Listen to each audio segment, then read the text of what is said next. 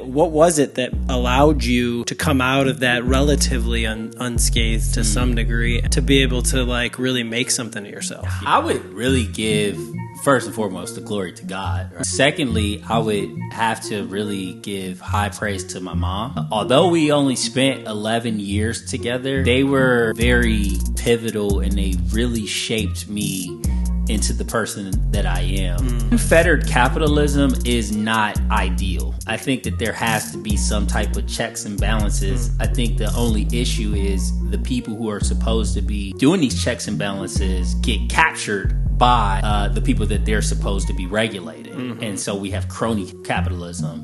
One of my favorite scenes from Godfather 2, when he's talking to Kate, and Kate was like, I mean, these are sinners. It's not like they go and have men killed. And he's like, who's naive now, Kate? It's this corny thing. Someone's just like, when you point a finger at someone, there's 3 more pointing back at you.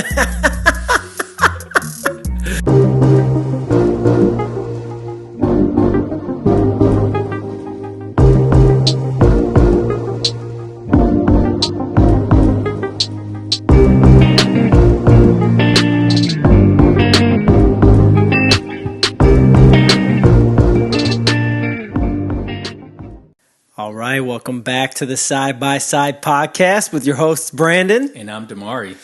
We are here to engage in meaningful conversations to create unity through diversity by enlightening minds, one question at a time. We do that by bringing on 2 strangers each week to show we have a lot more in common than meets the eye. This week, though, we already had a little interview sesh with me by Dimari, so I get to interview the president of Black Swan Financial Group yes. and the co-host of Side by Side Podcast, Mr. Dimari Swanagain, everybody. Thank you. Yes, I'm clapping for myself. We're going to kick it off with this word association, but I do have lots of good, juicy topics for him to divulge his deep, dark thoughts about. So very excited about that. Trying to get me canceled? Come on, bro. I'm already growing the locks, and then you trying to get me canceled. Bro, I'm gonna lose all my clients. And no, we're gonna wade through the darkness to get to the light. Okay. All right. Okay. So word association with Dimari Swanagain.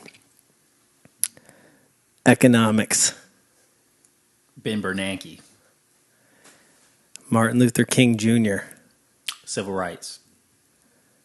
Texas. Big. Love.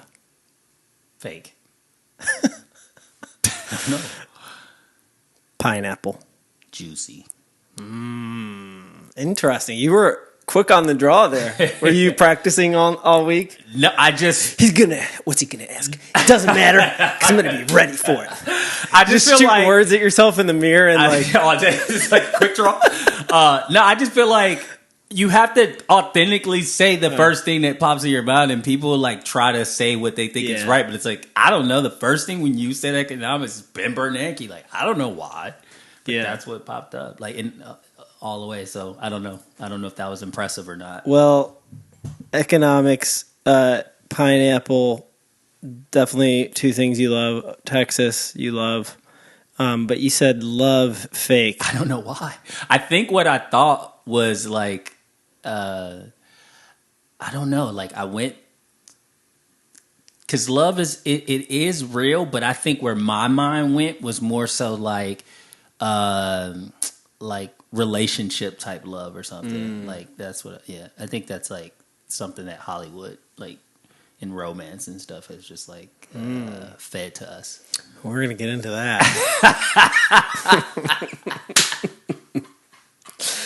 And the leg crossed. We're get into that. Tell me about your child. Exactly. So economics, actually, we're going to start right there. We usually get into the upbringing, and we will do that. But I think it might be a little fun to kick it off with something that you're not only an expert in, but passionate about. I don't know about an expert. I mean, there's some people that really dedicate their lives to this, and I don't want to, I'd call you an expert in it. I appreciate that. Thank you. You're pretty knowledgeable. pretty adept and abreast on the latest topics. developments. Yeah. All right, so I wanted to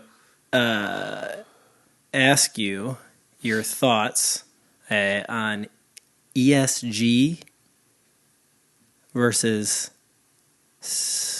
shareholder capitalism. That's great. I love that. So basically the stakeholder versus the shareholder. Yeah. I mean, so First, if you could just explain what ESG is for how you understand it. Yeah. And then shareholder capitalism as you understand it. Yeah, I think it's was it like environmental, societal governance or something like that? Yeah. Yeah, right. Okay. So my introduction to ESG was actually a course in undergrad. And it was when I went to a liberal arts school, right? You know, I went to Roosevelt. And I don't know if that was an econ class. I don't know what that class was, honestly. I don't remember. But that was my introduction to it, and we did this paper on the Kyoto Protocol. And basically that's, you know, something about some CO2 emissions, and they needed to get them down, and they do this like funky equation. But at the end of the day, the math doesn't math, right? They're still like emitting these carbon emissions or whatever, right? Mm-hmm. And basically, they're basically charging them to just, if they go above a certain threshold, then they actually have to pay more. But they're still able to do what they're doing. And I think it was like really a way to get like China to come down on their CO2 emissions, just because, you know, they've only been like really prosperous in the capitalistic world since like 1979 or something, when they joined like the World Trade Organization, right? So they have over a billion people there. So their middle class is basically the entire population of the U.S. It's like 350 million people are in the middle class and just now getting there. So they are very much enjoying, you know, having a refrigerator and having air conditioners and stuff like that. So they're gonna emit some CO2s, baby. You know, so I think that was like the impetus behind that. I'm not like 100% certain, but so that was my introduction to it. I wasn't quite sold on it. However, I was sold on the concept of the stakeholders, because there are a lot of players involved in any corporation, right? I mean, and I think there's like the consumer, the people running it, the management, the actual staff, and there's a whole list. I think there's like 8. I can't remember them all right now. But I that resonated with me. I always remembered that. I was like, this actually makes sense. It was new information, and it makes sense. That whole concept of like only working for the shareholders, I think to a degree, like that makes sense, because any corporation, like basically their job is to create a profit and to grow, right? And we've seen what that's done. You know, they'll cut corners. They don't care about their employees. They don't care about the environment. They don't care about any of these things for profit. So I think that their unfettered capitalism is not ideal. I think that there has to be some type of checks and balances. I think the only issue is the people who are supposed to be doing these checks and balances get captured by the people that they're supposed to be regulating. And so we have crony capitalism. So I think the stakeholder capitalism is a step in the right direction, but I think it's just going to create more crony capitalism. So ideally, it sounds really good in theory, but in practice, they're just humans, and they can all be bought off. Yeah, so I was listening to somebody who's, you know, an expert in this, and on a podcast, and he was basically breaking down like how groups like BlackRock and some of these other like Vanguard private equity funds or whatever are basically taking money that's not necessarily theirs and then forcing and bending companies to the will of whatever social agenda that company wants to get across. And so there's definitely, it seems to me, a lot of potential pitfalls and dangers to society that this creates, where you'll have the corporate kind of fascist wing of politics merging with the crony state, kind of actors, and there won't be any kind of way to break that with ESG. Whereas when it's shareholder, it is if the company's not providing good products and services, they're gonna go out of they're either gonna go out of business or they're gonna suffer. I think in theory, yes, but due to crony capitalism, due to them having politicians and regulators in their back pocket, I mean, nothing really happens. You get a slap on the wrist. I mean, they know about things. They know about, this peanut butter that's bad. They know about the car that has this battery issue. They don't care. They've already spent the money on it, and they're going to sell it to the public because they know that the consequences are very minimal. Okay, we'll pay $1 billion fine. What's $1 billion to us? And there's also like really huge players at this point. So, they pretty much just swallow up any competition. So you don't really have true capitalism where there's real competition, just because of, again, this is kind of paradoxical, but because of some of the regulation, it creates barriers to entry where, if we wanted to start an insurance company or something like that, there's so much red tape involved that we wouldn't even be able to do that.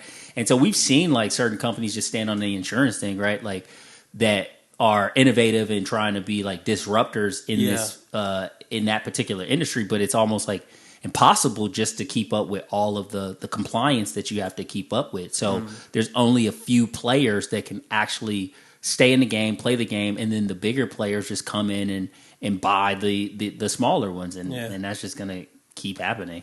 Yeah, it's interesting. It's definitely something that I think a lot about and am concerned about, because it's definitely don't want our corporations in cahoots with our government the way they have been, and the way it seems that it's getting worse because of politics, where you can have somebody with, dominion over, trillions of dollars of market cap, and they're basically like pushing some sort of political agenda on the state and the people who are supposedly our electors.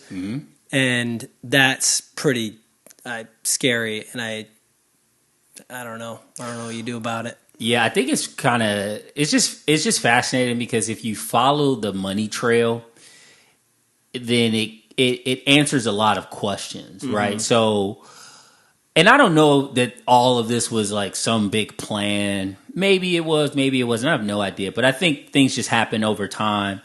And so even if you look at like, I know you're an investor, you own shares and stuff like that, right?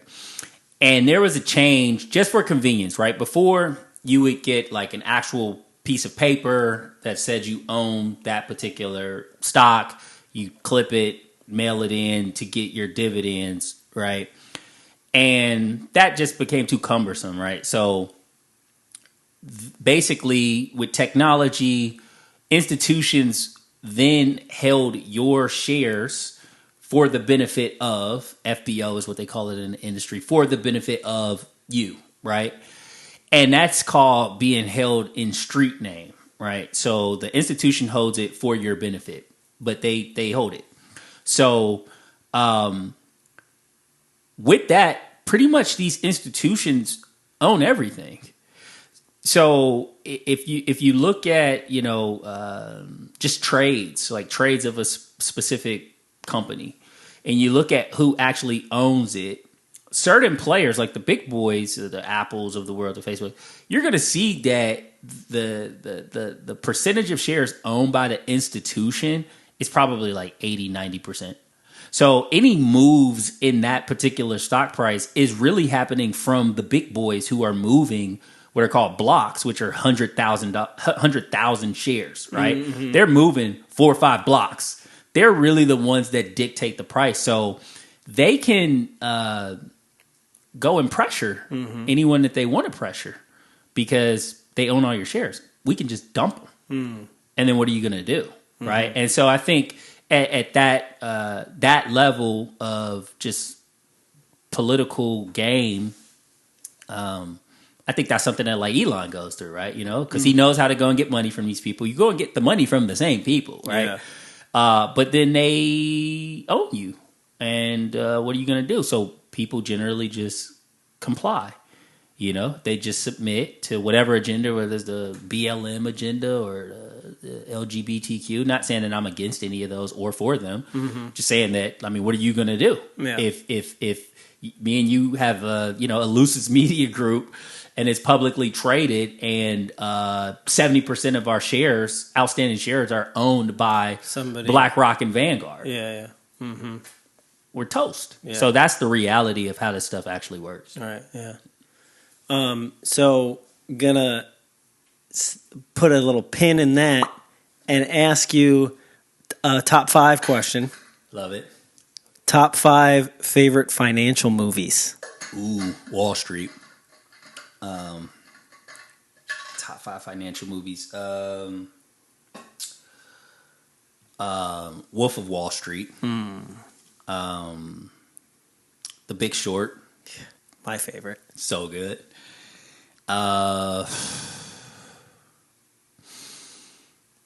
Boiler Room. Yes. Damn, dude, I wasn't even expecting this. I wanted to see how we matched up. Oh, for real? These are literally my 4. Oh, for real? So far. I've never thought about this either, but these are ones that really resonated with me. And probably, I don't know if this considered like finance, but this, I love that movie. Oh, man, but that one's good too. But those are more political, so I don't know. But I don't know if like... Say the one you were going to say. I was going to say Michael Clayton. Okay, all right, yeah. Michael Clayton or Molly's Game. Those are like really good, but they might be more political than. No, I would say Molly's Game for sure that's a financial movie. Okay, to some extent, to an extent, because it's like the underground, right? Financial kind of like backroom game thing, but it's like billionaires and millionaires. Yeah. That shit was so cool. That movie's so good. Bro, that's so crazy. I never even asked you that question in our entire like relationship. I've never even thought about that question in my entire life. Literally 4 of the 5. I mean, I'd probably say Molly's Game is one of them too. Yeah. But literally those 4 were like, if I was to be asked that question, those would be the 4 I know for sure would be in my top 5. That's amazing, bro. See? We're synced, bro. Like, and the funny thing is like, real talk, like no rap cat, bro. I've never ever in my life thought about this question. This was just like off the cuff, guys. Like that's nuts. That's dope. So let's move into. So we have good taste in movies, basically. Yeah, for sure. Basically. For sure. Yeah. So let's move into the topic we ask every guest, which is tell us a little bit about your upbringing. Yeah. Tell us your family structure, and how you got to where you are today and what you're doing now. Boy, it's been a journey. Born and raised in Chicago. Mm-hmm. So started off Chicago. My parents, they are married. I have an older sister, 3 years older. And we moved to California, like San Diego, like right immediately after I was born. And stayed there until I was 3, I believe. Mm. And then we just came back because my mom had to, not had to, but she was doing like a kidney transplant with her mom. Mm. And she was like the only child that was capable of doing that. Mm-hmm. So we moved back, ended up staying there, and stayed in Chicago. And just kind of bounced around, like lived literally all over. So at that period, I think when we got back, we actually stayed with my nana, which is my mom's mom. And then just like when my mom was, I guess, getting back on her feet or whatever, moved, lived in the projects. That was an experience, bro. Stateway. Yeah, bro. The real deal ones, though. The Stateway Gardens. Like if you Google that one, it'll know what's up. Anybody from Chicago from that era, they tore them down now, but they were bad. So I lived there, 3549 South Federal. Yeah, it was bad. Right across from Comiskey Park. It was crazy. So that's why I'm a White Sox fan, because I was like a kid. My window faced the thing, and I always would be like, man, when I grow up, I'm gonna go to one of those games, because I would just see the fireworks going off, and it was just like I knew I was gonna go to one of those games. So that's how I became a White Sox fan. But then we stayed on the South Side again. I think bounced around, moved to the suburbs for a little bit, to like Palatine, Arlington Heights area. I think moved again to like Indiana. Moved from Indiana to the north side of Chicago. Went to a couple schools up there. My mother passed away then. I was like 11. My dad had already passed away. Like when we lived in the projects, that's when he passed away. And you mentioned this on an earlier episode, but how old were you when each of your parents died? So when my dad passed away, I was 6. He was 29. And with my mom, I was 11, and she was 34. So pretty young. And so then after she passed away, I moved with my godmom. Me and my sister, we moved with my godmom to like still on the South Side, but like over east, like by like South Shore area. And then after 8th grade, moved to the south suburbs. Stayed out there all 4 years of high school. That was like the first time in my life where I like stayed in one school the entire duration, because I was just so used to like bouncing around, making new friends. Pretty much every year I went to a different school up until 6th grade, and then no, up until 7th grade. Yeah. And then went to college. I didn't know if I wanted to go to college. Like, I have a mentor, Steve, I think we talked about before, but like, you know, he very, very much was like very influential in my life and still is. But I was like, man, I don't know what I want to do. And he's just like, well, like, what do you like? And I'm like, I just like music and money.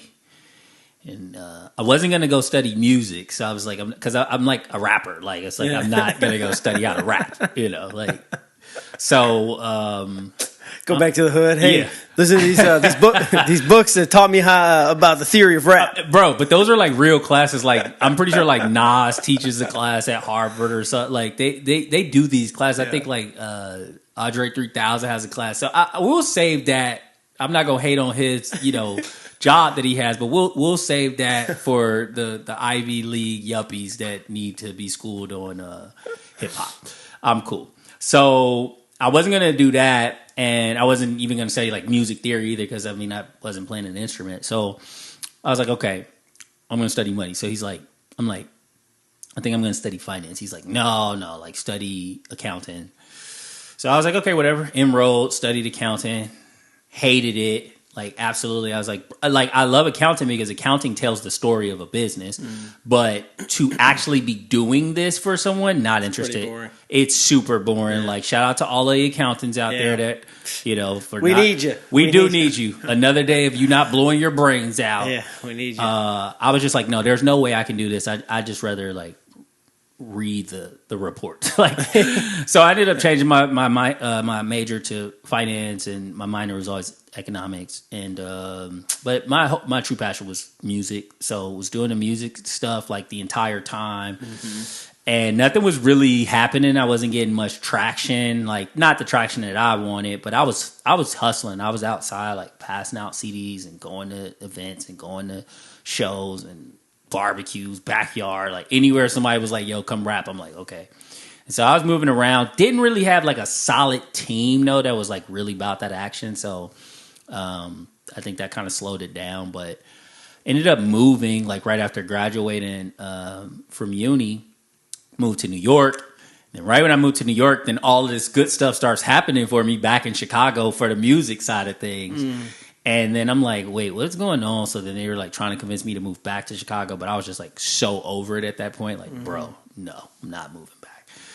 So did that, got some good looks on the music side of things with the team that I was working with, but ultimately just went our separate ways just because I feel like they kind of switched up what we agreed upon at the beginning, which was, I would be doing the music that I want to make and not trying to like conform to what the majors wanted us to do. Mm-hmm. And as we got closer and closer to getting offers, they just start switching up the whole thing. And I'm like, bro, like what's going on? Because there's a big check on the other side, but it's just like, now I'm nervous because why are you so thirsty for this money? Like when this money comes, I feel like I already know you're showing me who you are at this point. Mm-hmm. So it's only going to be worse once there's money involved. So, I mean, it was hard for me to like turn my back on that. I still often think about it, like, should I have just, went along with that and just been like another famous broke rapper? I don't know. It comes with girls, it looks like. I don't know. And really cool rental cars. So, yeah, I did that. Ended up like having like a quarter life crisis, I guess, at that point. And went back to what I knew, which was finance, and was like trying to get in the industry. Super hard to get into the industry, crazy enough. Like, and I'm sure anyone watching this resonates. Like, if you're like a college kid or something and you didn't do any interns, then you're like trying to get an entry level position, and it's like impossible because they're like, you need to have this, that, and the third. And you're like, how do I get that? It's like this. Yeah. They're like, you need a Series 7 in order to work here, and I'm like, but I need to be sponsored for one. Who's gonna sponsor me? So it was just stupid. And finally, like 2 years of that, I finally got a look, and I went with that. Boom, stayed on that, and ended up starting my own company. After 5 years of working in that industry, and COVID happened, and I was in New York. I was in Jersey City, and I was just like, "Bro, this is insane." Came down to visit you. Shout out, shout out. Never have been to Austin in my life. Was already planning to like move to Dallas or something like that. You like, bro, come down, come kick it. We'll show you a good time. Came down as promised. Showed me a great time. Loved it. Showed me around. And I was like, bro, this feels really good. This also, I mean, I've said this on episodes, like, best person to collaborate with creatively. So I'm like, we could do something. Mm-hmm. Like, I don't know what we'll do, but we could do something. So it just all made sense. And 3 months later, moved down, and now I'm in Austin running my business virtually and doing a podcast and enjoying the sunshine, bro. Yeah. And the sunshine. So goodbye. I got a buddy. He said, I told him I'm from Chicago. He's like, and then I said I lived in New York, and he lives here in Austin. He's like, so you went from high crimes to good times. So funny. With the accent. With the accent. So it's so funny because it's true, though, because I did. And now it's just like, so life is just, it's pretty good, man. That's awesome, man. Yeah. Wow. So much to dig into there. Yeah. So I want to go back to the childhood stuff because I know you very well, and I know, just how you think about things, and you always seem to have a really good head on your shoulders and a sense of like direction and where you're going and where you're trying to be. And it's fascinating to me because your upbringing was very challenging. To lose your parents at an early age, to move around as much as you did, to always be kind of like thrust into new environments as a kid and like have to make new friends and deal with bullies and all that stuff, and live in the hood, live in the nice neighborhoods, like all the, the different things that come with each of those. Mm-hmm. And can you tell me and our audience a little bit about like, how is it you came to be where you're at? Was there certain things that were, you spoke about Steve? Was it mentors, or what was it that allowed you to come out of that relatively unscathed to some degree and to be able to like really make something of yourself? Yeah, no, I love that question, and thank you for the kind words, man. I would really give, first and foremost, the glory to God, right? But secondly, I would have to really give high praise to my mom. Although we only spent 11 years together, they were very pivotal, and they really shaped me into the person that I am. And I think even me losing her also helped shape me into the person I am. I think definitely on the relationship side of things, because I've like had a chance to really do some introspective work. But to answer your question, yeah, I would, my mom, like, she was just very much, she just wanted more for us, me and my sister. Like, she wanted more than what she had. She wanted more for us than what she could offer us, right? And she was very, very just knowledgeable, and a certain level of like intuition that she had, I feel. And she just kind of understood the world around her in a very like unique way. And she shared that with us, and we had a very tight-knit family. It was just like my dad had already passed away. They were already divorced. So it was just me, my mom, and my sister. And we lived in like rough neighborhoods. So, she wouldn't let us play with like all of the kids and stuff, because we go outside, they just want to fight us or something because like I'm pretty or something, or like my sister's pretty. So it was like really weird stuff. And so we just really... she valued education, and she valued art and culture and stuff like that. So she took us places, even though we didn't have, things. There were moments we lived in homeless shelters and stuff, but we'd still be like, oh, we're going to the Art Institute on Tuesday because it's free. You know what I'm saying? And that was like really important for us to get exposed to those types of things. And then thirdly, she realized that there were certain limitations that she had, and I think financially mostly, and she wanted us to experience. So she enrolled us into the Big Brother, Big Sister program, and I got a big brother, and my big brother's like awesome, and he just really, poured into me, and he didn't have to, but he just really poured into me, and exposed me to other things that, otherwise I wouldn't have ever been able to, enjoy.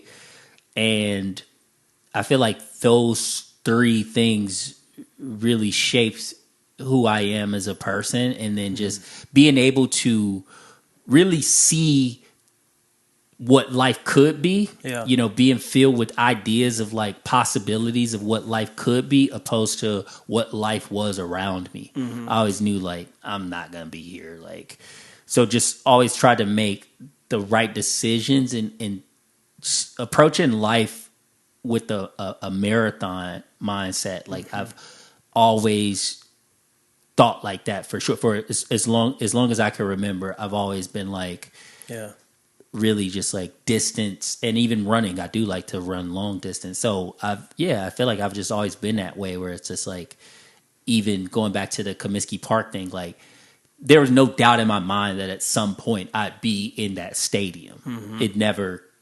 There was never doubt, like not one. So I just kind of always approach everything like that. Like it's going to happen. I don't know when, but it's going to happen if it's meant for me. You talked a lot about mentorship and how important you think that is to not only like people, but specifically men. And can you talk about the role mentorship has played in your life, and how, maybe your relationship with your mentor and how that's shaped you? Yeah, I think the mentorship is super important, and you need to have multiple mentors, right? So, my mentor, that's my brother, right? That's my big brother, but he's definitely influenced my life, because things that people that were in my environment, like in the hood, maybe wouldn't find cool or fascinating. He maybe introduced it to me, or I could say something to him, and then we could go expand on it together. Whereas like someone in the hood could have been like, yo, that's lame, that's corny, like that's nerdy or something like that, right? And so I think you just need to be exposed to like different perspectives and need to, surround yourself around like open-minded people and people that can also just show you new things that otherwise you wouldn't be exposed to. So that's super important. And I would say he has been a great brother, mentor for my personal development, and really helped me, expand on my natural inclination toward business and finance and stuff. Like, because he's really into that. I mean, he's got like he's really smart dude. He's got like an engineering degree from Purdue. So if you know anything about the Purdue program, got to be pretty sharp for that one. And then he has an MBA from USC, from Southern California. Got to be pretty sharp for that one. So I think he got like a 34 or something on his ACT, and the highest score is 36. So pretty sharp dude, and just really cool, and really just down to earth, and love him to pieces. And so, but you have to get other mentors in life. So that's something that I learned through him, which is, because I remember like one time I was asking him about something that was like pertaining to my specific like industry. And he was like, I don't know, man. I can't help you on that one. And I was like, wow, that's really interesting. Right. Yeah. But that also just shows you who he is as a person, which is humble enough to be like, I don't know. You know what I mean? You got to ask somebody else. I can't help you with this one. And so that was super important, where I was like, okay, I have to go find someone in various things that I'm doing, various endeavors that I'm pursuing, and find someone who's done it before, who can mentor me. So he helped me, I would say, in my personal development, but I had to find other people for like professional development and stuff like that. Yeah. And so I know you as to be a very deep thinker and a very spiritual person as well.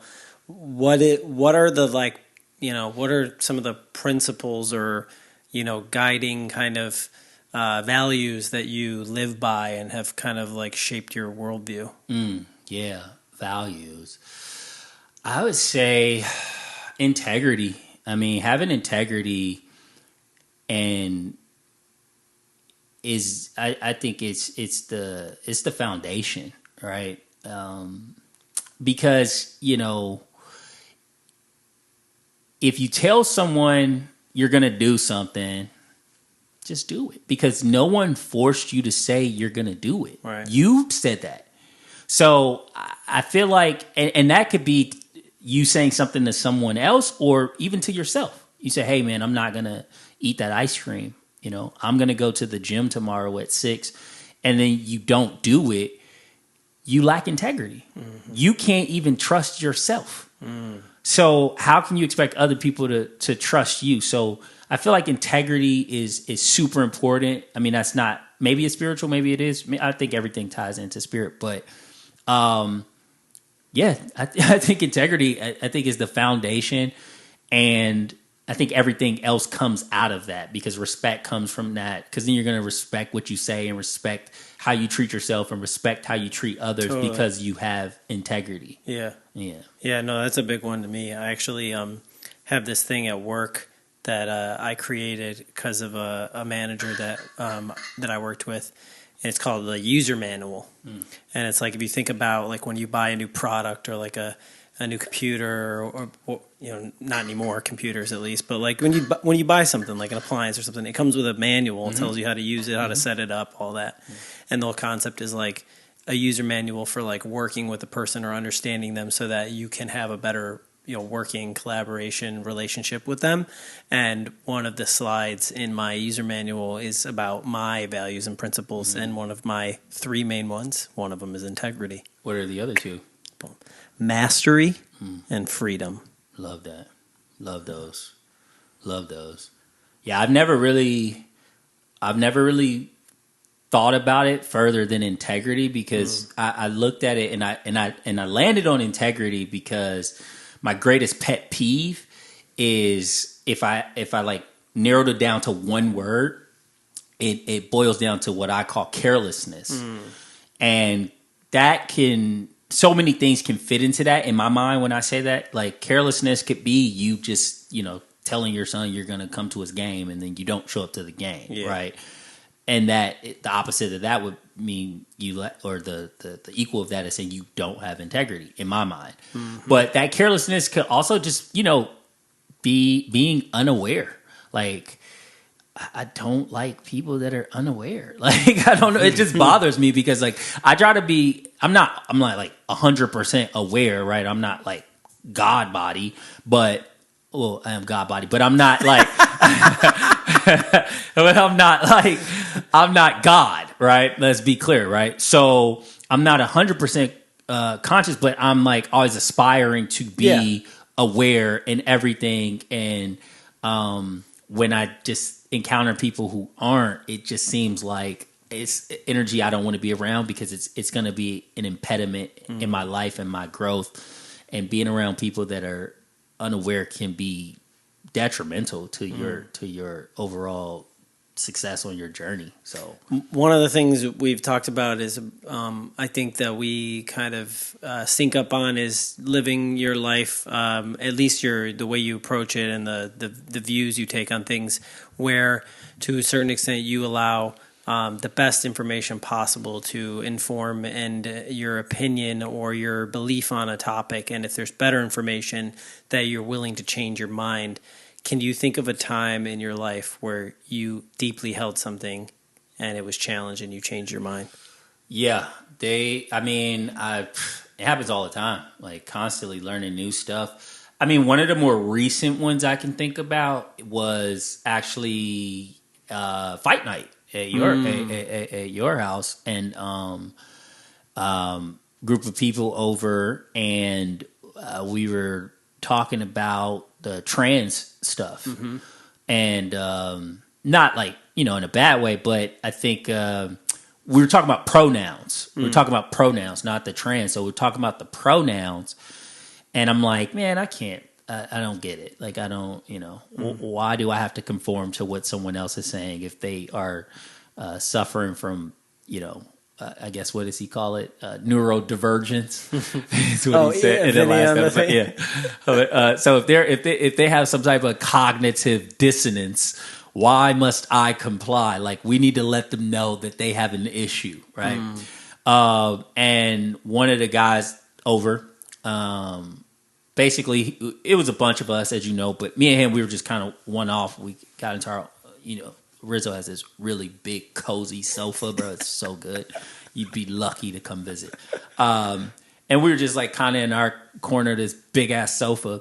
And he just started saying stuff to me. And I'm listening. I'm a deep listener. If you're saying something that's interesting to me. And I was listening.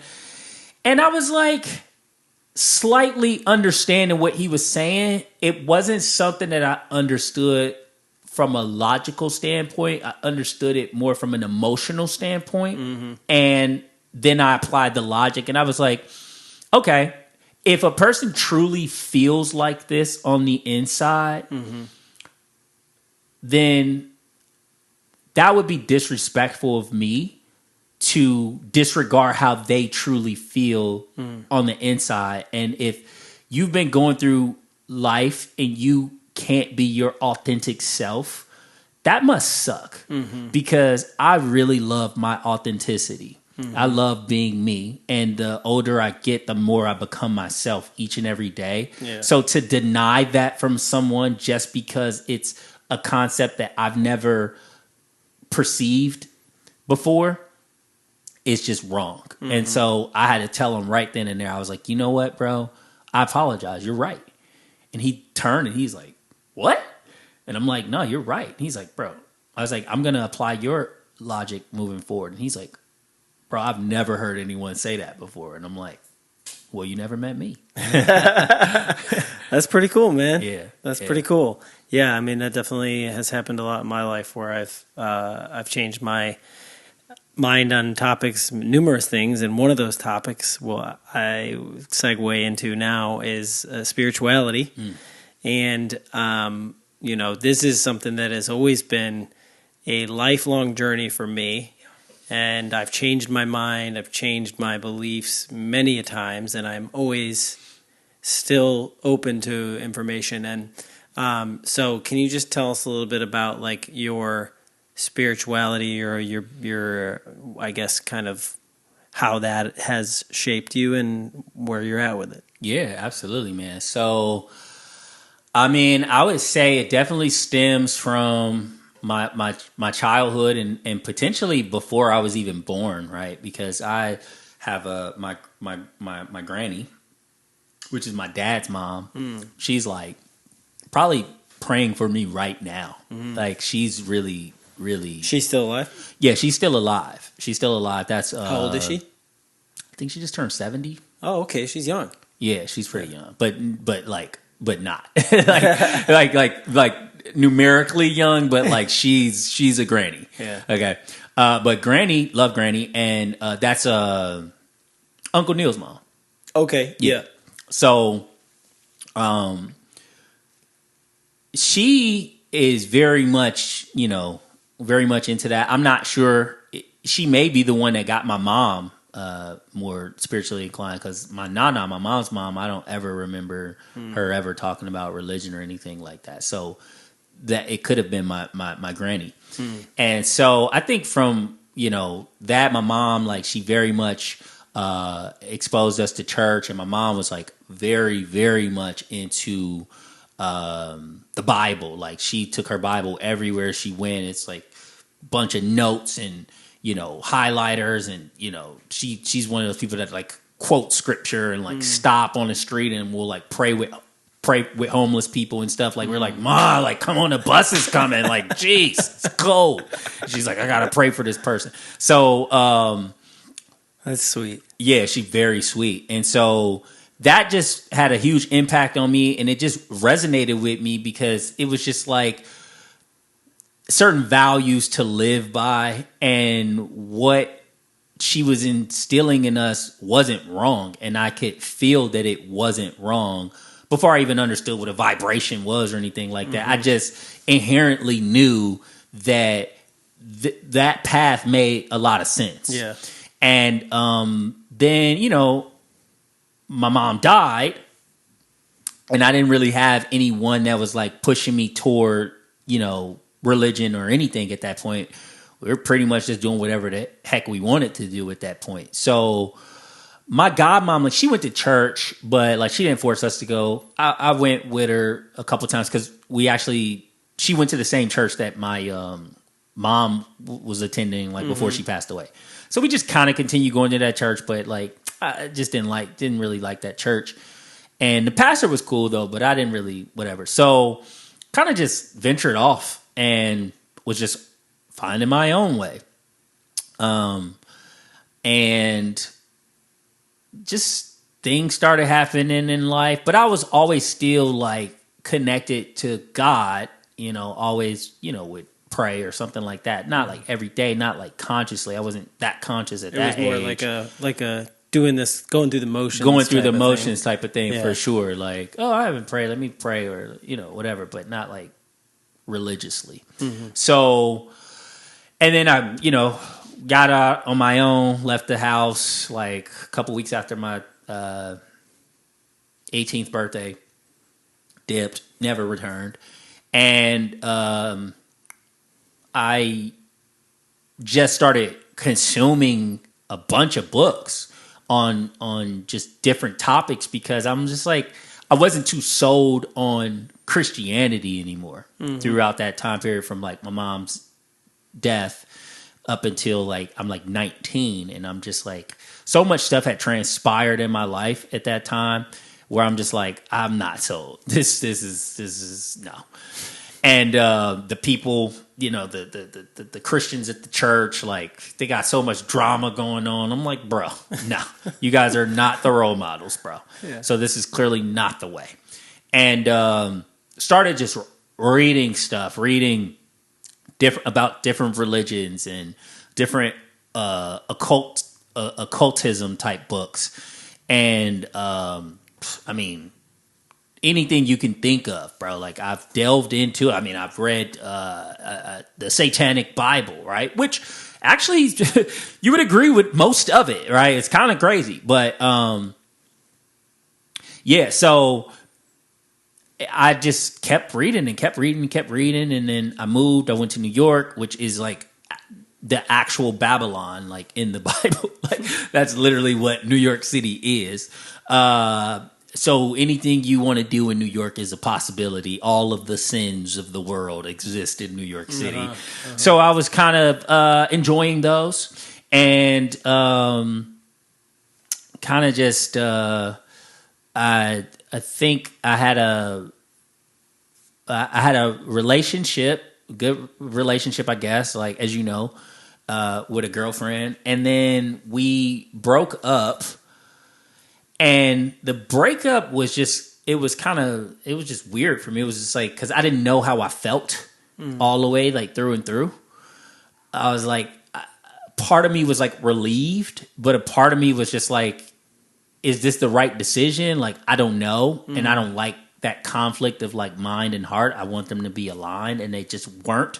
Because at certain points, like logically it made sense, but then my heart was like, no. And then other times my heart was like, yeah, and logically it didn't make sense. So I went through that for some time, and then it finally got to a point where I was like, okay, this is actually like, I think I'm over with this. And I don't know, man, it just like affected me in a very like emotional way where I just became like super vulnerable.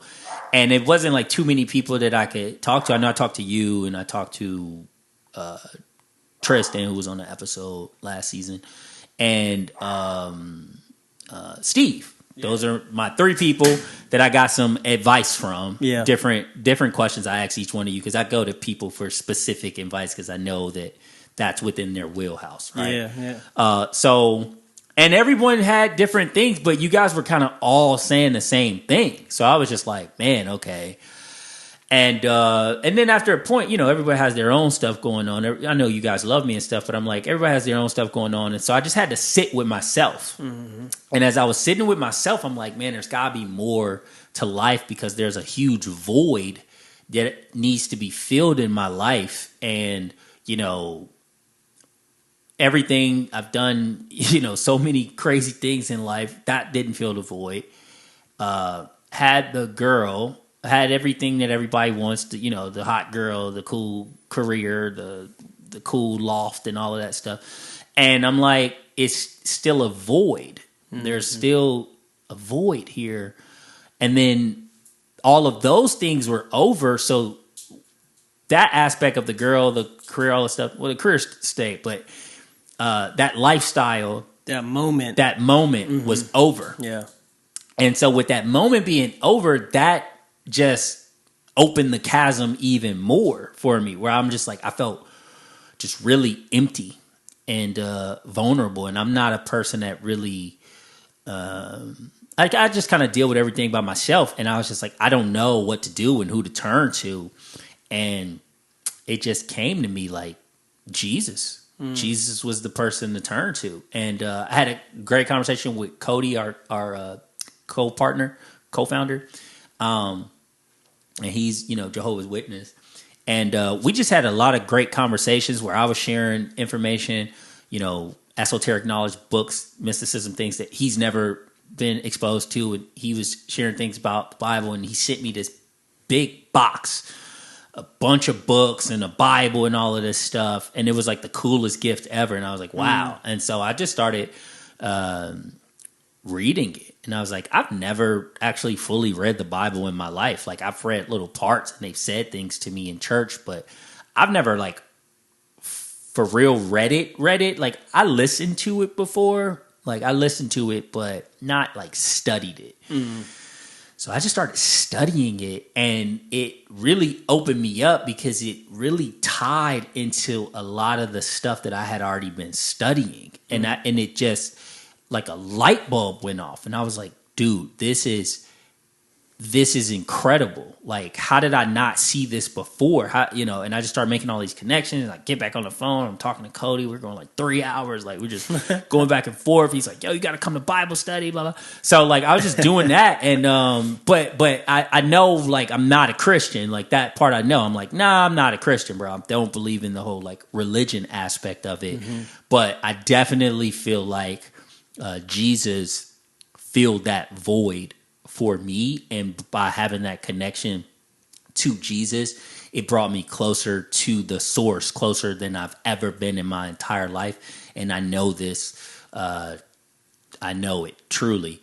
And it's funny because when I was a kid, a couple people, they used to call me preacher man. Like they thought I was gonna be a preacher or something. And my sister's funny. She just asked me the other day, like, she's like, you ever thought about like, you know, like starting your own ministry or something? I'm like, bro, you remember they used to call me preacher man? She was like, yes, I do. So it's funny. And I remember like one time in college, it was my geography class. And I came in like right on time. We had a presentation that day. I didn't know we were going to be first, but I came in right. And my class was like already standing up there. And they're like waiting for me because I was going to be like the one presenting. But they like basically did all of the work. And they were like, but you present. And I'm like, okay. And I just go in there and I just wing it. And the professor stops and he's like, wow, that was amazing. That was incredible. Are you a preacher or something? Like, have you?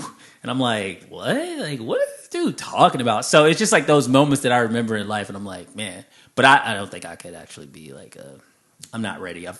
In the Bible, it says like the requirements if you want to be a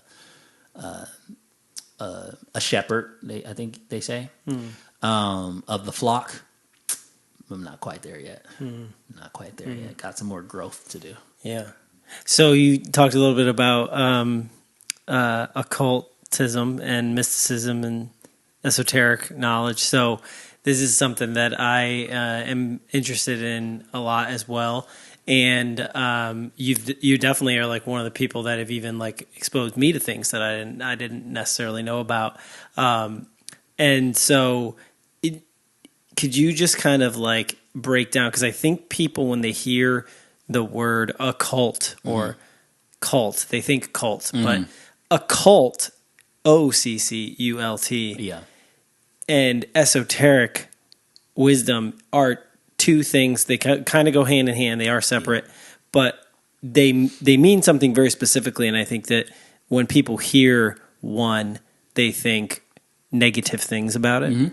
And I've come to understand that that is not what it is. It just simply means secret knowledge or secret, wisdom or teaching. And could you just kind of elaborate on that and break down for us like how you understand it and like why you're so kind of drawn to that stuff? Yeah. I think the first book, funny enough, that really got me down that path was Think and Grow Rich. Really interesting. So that book is, a lot of successful people's favorite book, right? And it's certainly in my top 5. Anytime people call me or hit me up and they're like, oh, what book should I read? If they, and I'm like, what do you want to know about? And they're like, I don't know, like finances. I'm like, Rich Dad Poor Dad, Think and Grow Rich. Like, start with those. Because they really just helped me and they took me down a whole different path. And then as I'm the type of guy, because of my professor, Eric Plattner, shout out Eric Plattner, he really, really taught me how to think critically. He is the person that taught me how to think critically. I thought I was thinking critically. I was not.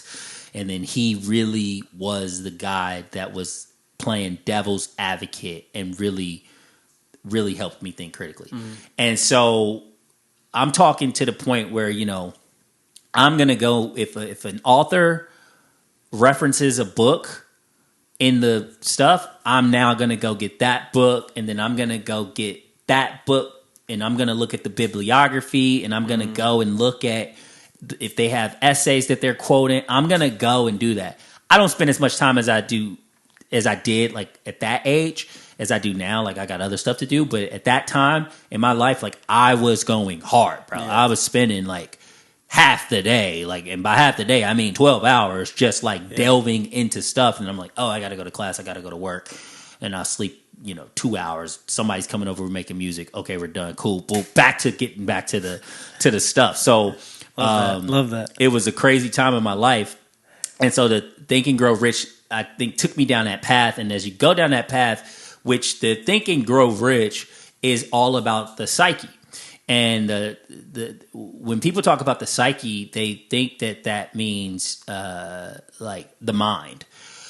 But it really translates to the soul, right? So like in Greek, right, it would be what we would call the soul in English. And so it takes you down this whole path, but it also tells you about the two brains that you have, which we've talked about on different episodes. Now, Think and Grow Rich doesn't necessarily say that. They keep talking about that there's a secret in this book. There's a secret in this book. And some people find it, some people don't. Some people read it and they're like, I don't get it, right?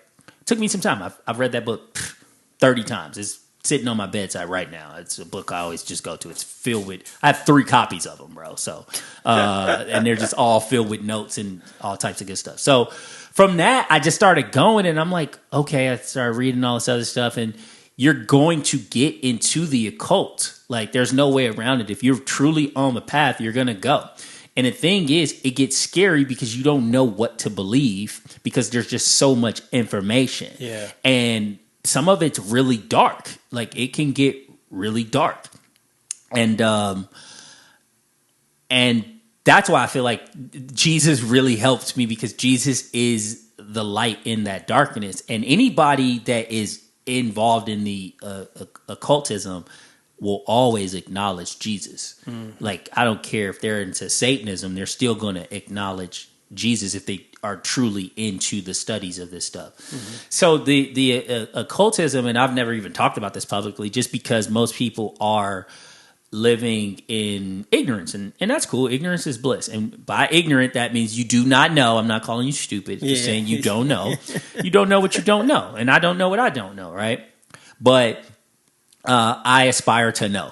And so if you're on that path, there's a whole group of people, entities, organizations that have been around thousands of years that have already been studying this stuff, and they've left symbols and they've left information for us. And that's how I like to spend my time. I like to spend my time studying this information that was presented to me, to all of us, for all posterity.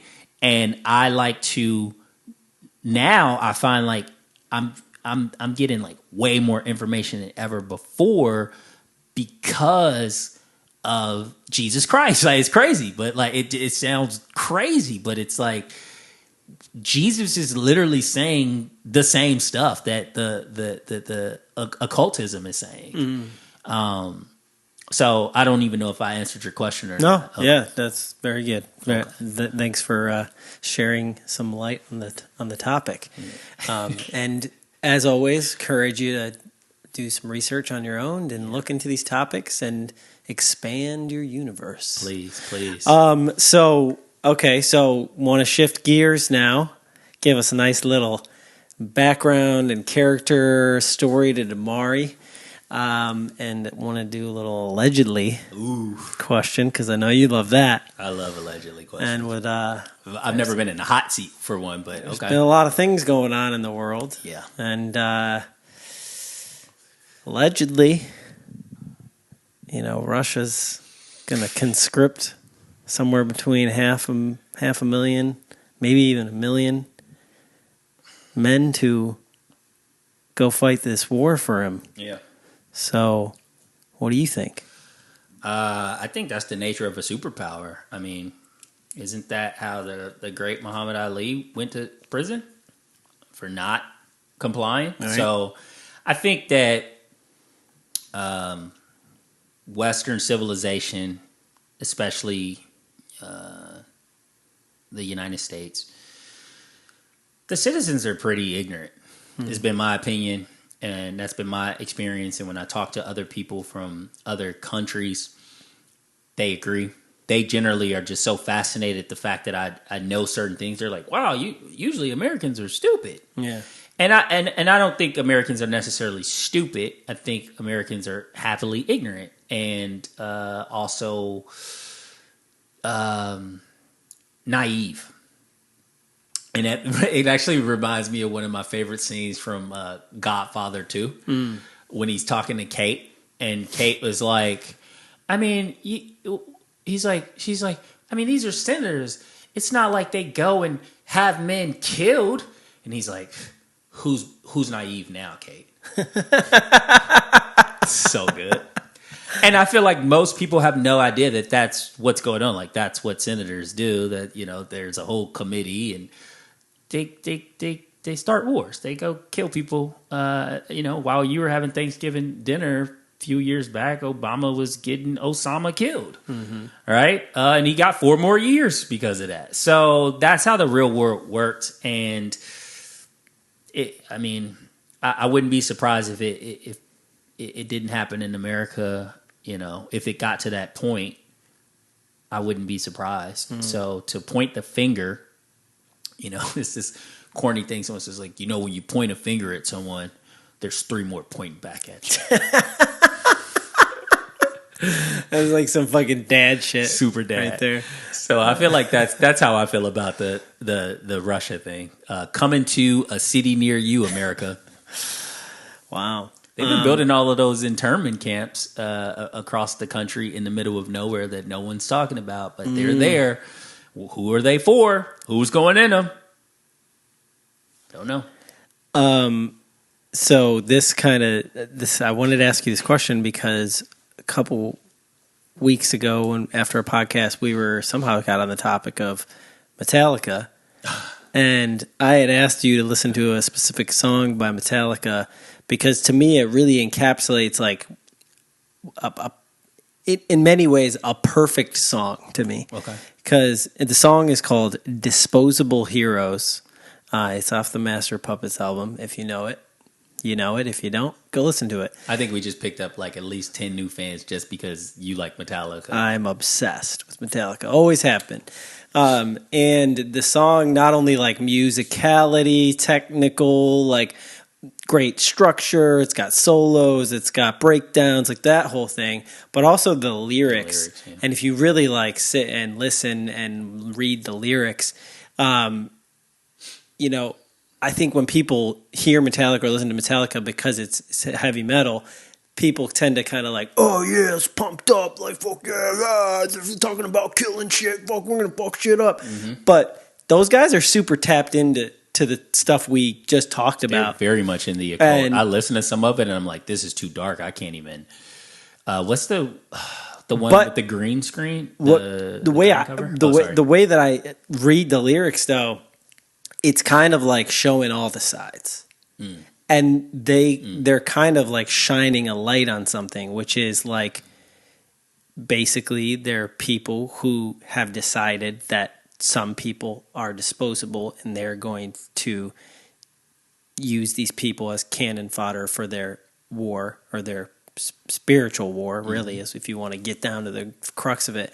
And I just think the lyrics are insanely amazing because it's like he's saying it from the perspective of the soldier, but then he switches to the voice of the leader, and it's like, it's like, who is he in the song? But it's like he's making you understand something that's like deeply, deeply like down to the soul, which is like there are these people who are like using people as batteries, and that shit. And the song, there's a song on the album called Battery, and it's all tied through this similar theme. And I mean, the title of the album, Master of Puppets, is the quintessential fucking Metallica album. It is the best one. It is my favorite one.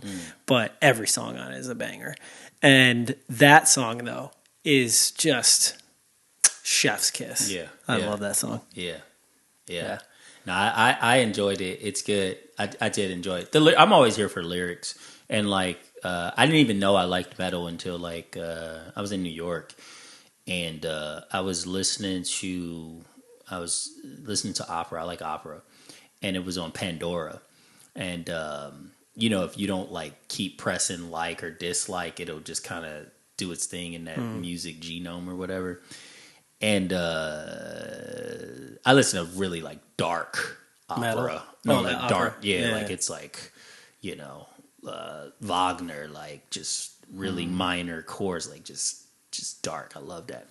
And it just ran amok, and then some Metallica came on, and I was like, what the hell is this? And I was like cooking, and I was like, wait, what the hell is this? This is hard, bro. Like, what? And like ever since then, like every once in a while, I just throw on some Metallica, bro. Love it. Cool. Wanted to, man, where you want to take it, man? So we got into the finance. We got into the some of the things into the love or something.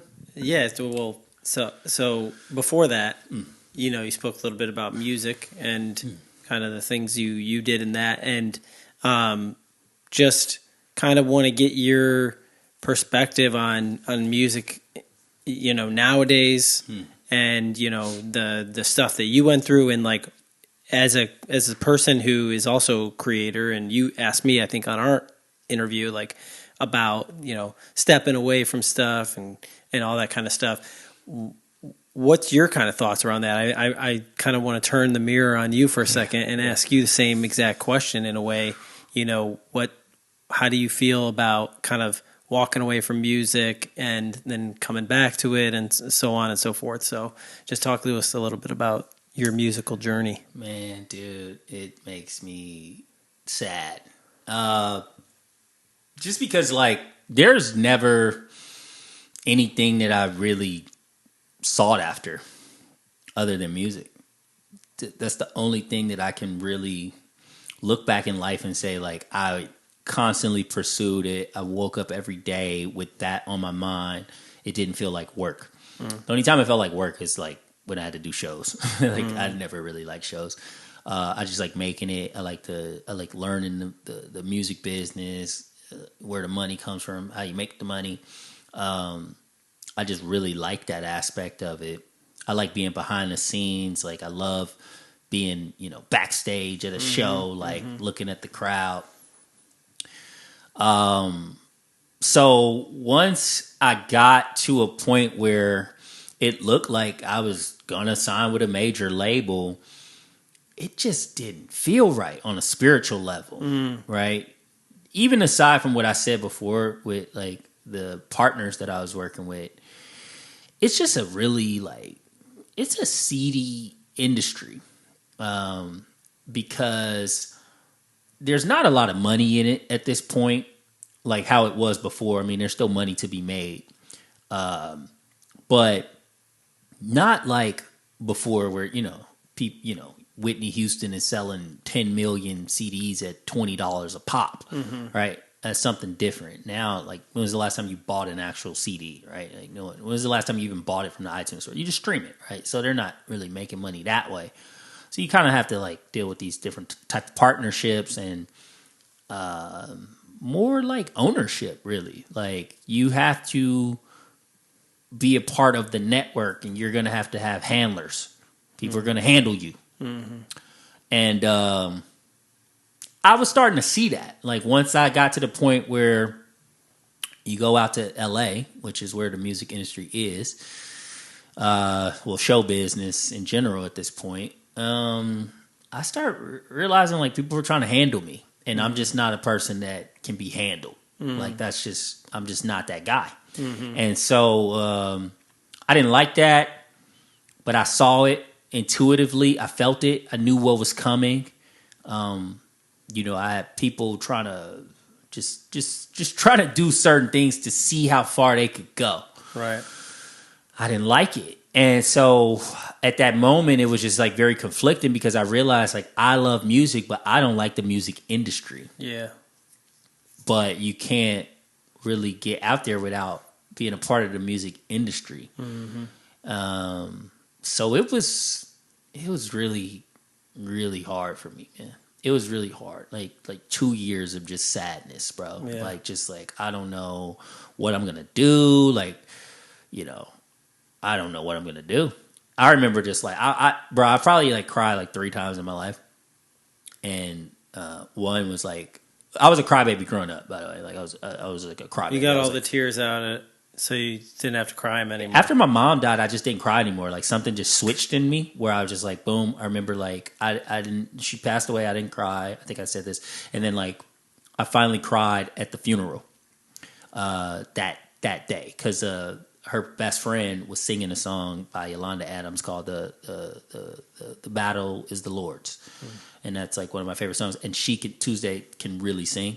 And she was like doing it. She was crying. It was just emotional. And then I finally got swept up in the rapture and I cried. And then I got home that night and I just realized like, wow, my mom's like really in the ground and I'm never going to see her again. Mm-hmm. So that was that time. And then the second time I remember crying after that was this moment when I realized I'm not going to make music anymore. And I was like bawling, and I've never like cried in front of anybody, but I was like crying in front of my girlfriend at the time, and like I was just nervous and scared about the future and like what was going to happen because I didn't have anything to pursue anymore. Mm-hmm. Like I felt like I lost my purpose, like my meaning in life. Did I make the wrong decision by not doing that? I'm getting older. And you know, rap is a young man's sport, and I just lost it, bro. I was just like bawling, like ugly cry, bro. So it was that was crazy, and it was tough, bro. It was tough because I just feel like I'm so much better than so many people, bro. Like I just feel like, bro, you're not that good, and I'm just better, and like people. But they're willing to be handled, and they're willing to be handled, and they get their way. And then also just realizing, like studying the occult and all of that stuff, it's dark. Like it gets real. Like occultism is real. There are seen and unseen entities that exist, and people are tapped in. You'd be surprised who's actually tapped in. Mm-hmm. And some of them know exactly who they worship. Some of them don't know who they worship, but the higher up you go, they know exactly who they work for. And you can join the team, but that's in the flesh. So if you're gonna, you can win in the material world, but you see it often that they are losing in the mental plane, and they're certainly losing in the spiritual plane. Some of your favorite entertainers. Mm-hmm. They're doing great, and you want to be like them, and boom, they commit suicide. They got all this stuff going on behind the scenes that you have no idea because their souls are being tormented on purpose. And so I saw that happening going down there. I'm just very naturally intuitive, and I made a choice not to go down that path. Yeah. And it's, I'm still trying to figure out how I can get my Ferrari because I want the Rari Mari plates. The Rari Mari vanity plates. That's I don't deep. know how it's going to happen, but I couldn't sell my soul. Got heavy there for a sec. I didn't know if we were going to be able to get out of that. It's like, how do I segue out of this? I just went into the occult. I mean, it's dark, bro. Anybody that like really knows, they know, bro. It is what it is. Yeah. Some people just thrive in it and live in the physical plane, bro. Yeah. So let's talk some relationship stuff, man. I know you've been, in serious relationship, and you tend to kind of just be a single man, and I know you aren't necessarily one that subscribes to the traditional relationship game, but what's going on? What's going on with you and love and relationships? I mean, it is something you always ask our guests about. You're always like, man, I want to talk about relationships. And then yet you're the person over here hating on relationships. So yeah. Well, I mean, there's nothing going on with relationships per se. I just don't necessarily... I just challenge traditions. I challenge authority. I challenge things that have just been fed to me. I just like to think like, was this my thought originally? I don't know if it was my thought originally, or was this just given to me? And so as I kind of delve through that, and then also just looking at other people's experiences with relationships, looking at the relationships that I've had, I don't know that it's, I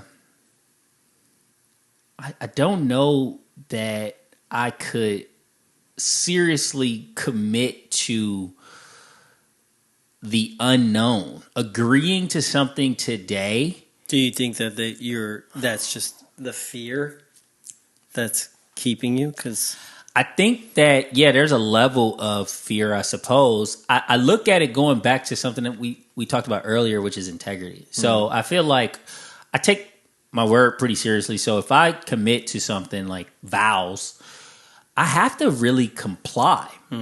Or it's going to eat at me. But at the same time, I just love my freedom. I love doing what I want to do, and not having to compromise all of the time. Like, I'm down to compromise in certain regard, but I like to do what I like to do. And when it happens, like, the vibes can be the vibes, man. I could be, in Portugal, and it's a vibe, and something happens, and I'm like, oh, nope, can't do that. Like, because I made a commitment 7 years ago. That's a bit much for me. Like, to really knowing myself, I just find it really challenging to be like, I can comply with that. So I feel like I would need like something that's unconventional or something, like a person that's like just like unconventional in a certain way. But I don't even know what that would look like. You know what I mean? So I just kind of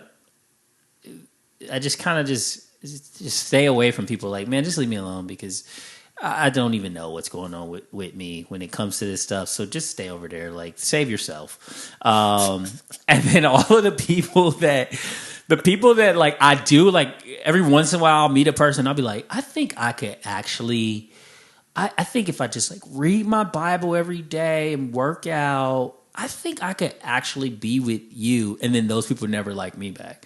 Like, it's like always like you have to, it's like when you don't care, that's when people care.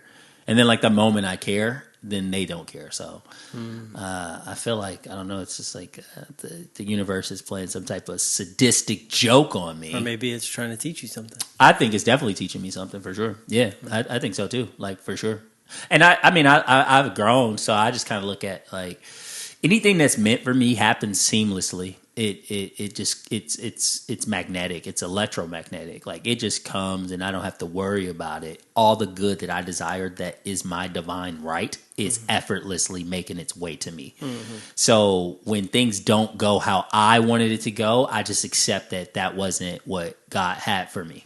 Even though it was just like, man, I really wanted that. But God can see what I can't see.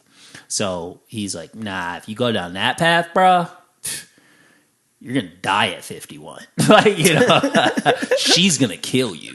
So I don't know.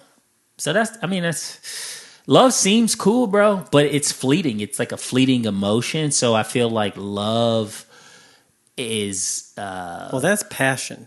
Okay. Well, I'll take that. I'll agree with that. I feel like there's different kinds of love. There's like, for sure, sexual.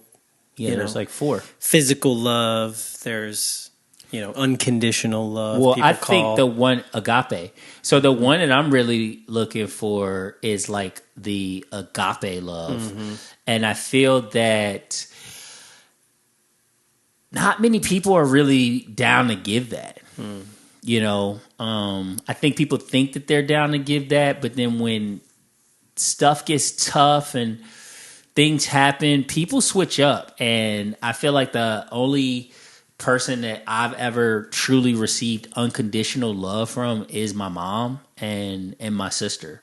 But nothing like my mom, right? So, do you think that strong presence of the relationship you have with the 2 women that were closest to you in your life has somehow kind of made it so you don't open yourself up to the possibility or allow yourself to have that sort of love from somebody? Like, because you feel like they could never live up to the love I got from these two. How could you possibly compete with mom? I feel like that's something that a lot of guys, go through, you know? I feel like 100%, man. Because I'm a baby boy and I can do no wrong in that household. Like there's, and, they're the ones that taught me so much stuff about just women and what to look for, think qualities that one would want in a woman, how to treat women and knowing when you're valued and when you're respected. And so you don't want to make the mistake. It's like, it's just that whole thing of like, oh man, will I make the mistake and I pour into the wrong person? And I've done that before, where you think this is a person and then they're a whole different type of person than what you thought they were. And I just feel like I could be my complete self with my mom and my sister. And I just haven't found that. And I'm pretty closed off and pretty cold. I've been called cold a lot. I don't really let people in, for sure. But I mean, I'm going to say that it's a level of altruism. I'm not letting them in for their own good. Coming up on this season of The Bachelor, we learn the most dramatic season ever with Dimari. So a lot of people like to refer to their relationships as ancient history. So while I still got you on the line here, would love to talk about ancient history. Okay, let's do it, man. Because I know that's a topic that we love. We do. You see what I did there? You like that segue? I did. That was good. That was actually pretty good, bro. Like in that very like, my dad has a radio station vibe. Like, I like it. Morning talk. Yeah, dad jokes. So ancient history, big topic. You and I are big students of. Love it so much. Take it, consume it. Love to watch videos on YouTube. Yeah. Because where else can you go and learn about all kinds of conspiracy theories? YouTube University. And, we've talked about ancient Egypt as a big thing that we both love to research and stuff. And we've talked about maybe going there at some point. What topics about history get you fucking jazzed up, bruh? Yeah. We talking ancient history? Anything. I mean, for me, like, I love... So, before we get into it, a lot of our conversations, and this is something we try to kind of, do on the podcast, but, a lot of our conversations will just be, like completely out of nowhere. Like, we'll be hanging out and I'll be like, hey, what do you think about the taxes on this, blah, blah, blah. And it'll just spawn a conversation. So, I don't really have a pointed question here. Okay. So, I'm trying to do what we normally do. Yeah, just wing it. Yeah. I mean, welcome to the Wing It Show. Yeah. Wing It, the second offering from Ellipsis Media Group. That's exactly right. And it should be partnered with Wing. Fuck it, we'll do it live. Yeah. Yo, that's good. Yeah. But it should be like, we should get a wing sponsor. But that'd be nice, right? No, I think, some of my favorite points of history is just studying the African diaspora. Like, that's huge for me. So, starting with blacks in America, that was the first thing. And then as you just kind of start working backwards, you start to learn a lot more. And then I kept working backwards and you meet all of these other people and they're super into stuff. And then it got me to ancient Kemet. Yeah. And I'm like, wow. And the Moors and, there's a bunch of people on the way back. So that's kind of that's my passion, since, probably 19, around the same time when I was getting into just consuming information. Yeah. Cause historically, in school, I pretty much just learned European history and stuff like that. and I think I was like in a barber shop or something like that, and like someone had said something about the Moors, and I was like, "What? What are you talking about?" And from there, because like most people don't even know about the Moors, right? Like if you say Moor, generally that means like to park a boat, like you moor a boat, and that word even comes from the Moors because the Moors they had the greatest naval fleet like at history at that point in time until now, like probably like I don't know the U.S. or the U.K. England has a really crazy naval fleet. They used to. Yeah, they used to. Not better than us. They don't have anything compared to the United States. Well, we're all teamed up anyway. We have at this point. 9 carriers. The next closest country is like 2. Yeah, fair enough. And we're like we can get to any country in the world in seconds. Yeah. But so the greatest military thing the world's ever seen is the United States military industrial complex. For sure. Yeah, I would have to agree. It's definitely world domination at this point. But at that point it was the Moors. Yeah. And, so yeah, that and just moving backwards, but it all stems from just understanding the African diaspora. And it's like I'm always presented with new information, like almost every day, just scrolling through my feed. I'm just like, oh, is this true? Because I follow like these like cool like Afrocentric type people that this is all they do and just study this stuff, and it's cool because it's fascinating because it's also trickled over into other groups of people. So it's not like a color thing. It's just like if you want to know facts in history, you're gonna study it and you just become obsessed with it. And that's why the only next step for us is to just start going to these places in the physical. Right. Yeah, there was this course I had in college that has always stuck with me, and it was the history of like Central and South America from like ancient times to 1877 or something like that. It was like such a random year to like stop the class at. But it was cool because it was like one of the first times like I had been in a class or a teacher had kind of exposed me to the concept of like history from the losing side, or like history from like the side that hasn't really, not much is known about. And so we had like read some books in that class, watched some movies or whatever that were from that perspective. And there was this one book we read about the perspective of the, I think it was either the Mayans or the Aztecs when Hernan Cortez arrived in South America. And it was like basically talking about because some of the things we had learned in that class was about the idea of fatalism. And how a lot of tribal societies from those times and even, throughout history has concept of fatalism, which is like in their mythos, in their like creation stories, there's always like an end to it. And so they're always waiting for the end to come. And like that was one of the drivers that kind of like fed the ability of like the conquistadors to come and kind of like, so like wipe prophecy. out these like huge kingdoms that had like thousands and thousands of warriors, but they kind of through certain kind of psychological devices, like, using the fatalistic kind of response of that culture to be able to kind of, prey on them.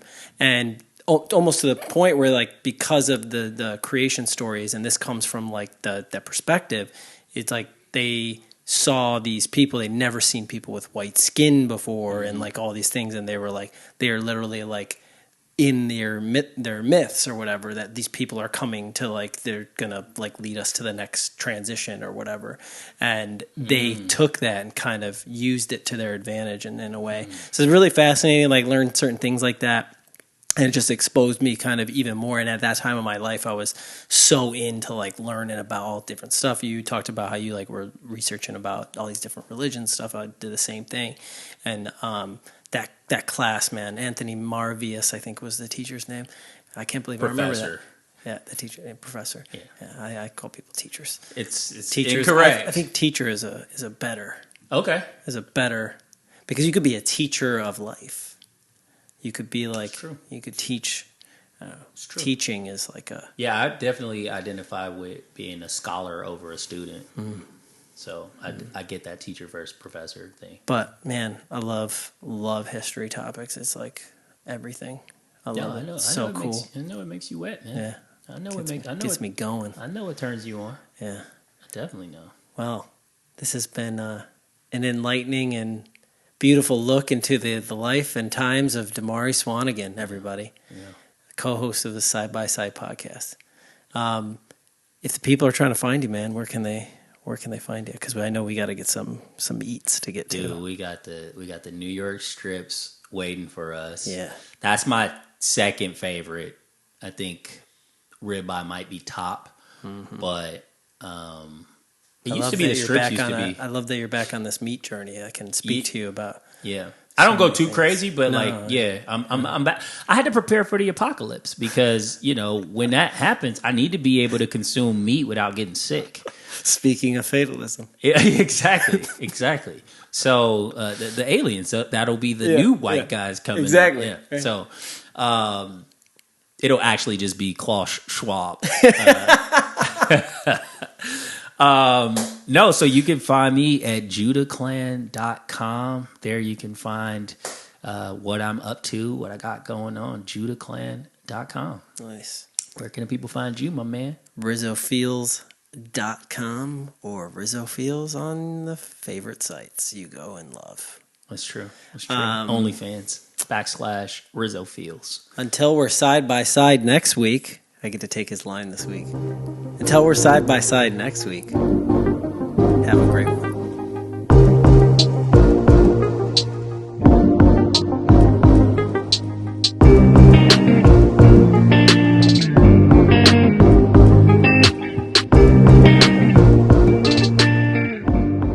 Are you a small business owner, young professional, or pre-retiree looking to grow and protect your assets but don't know where to start?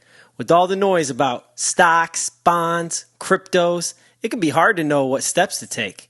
Let Black Swan Financial Group help you so you can focus on doing what you're good at. Black Swan Financial Group is a telefinancial planning firm operating in select states nationwide. They're here to help you protect, create, and grow your assets. Visit BlackSwanFinancialGroup.com today to get your free consultation. Hey everybody, Brandon and Dimari from Side by Side here. Just want to tell you about one of our newest sponsors, Ease Web Development. Ease Web Development specializes in building high conversion websites and marketing campaigns that take your business to the next level. They're the easy decision when it comes to marketing. So check them out now at www.easewebdev.com. That's ease, WEBDEV.com. Now back to the show.